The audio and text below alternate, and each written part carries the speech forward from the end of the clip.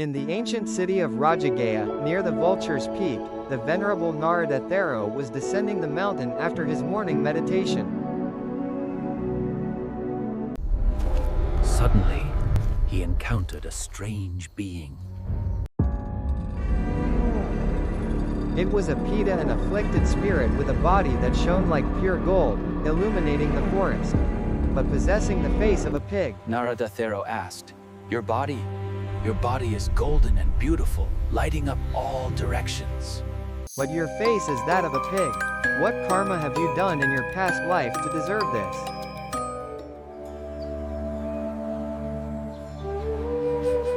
The suffering being replied, In the time of Kassapa Buddha, I was a monk. I restrained my body, keeping it pure. That is why my body is now golden.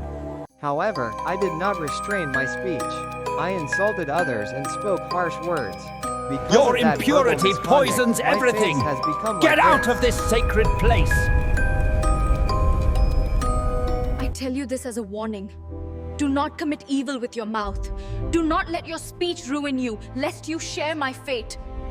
Narada related this to the Buddha. The Blessed One confirmed the story and taught the assembly on the profound consequences of one's speech.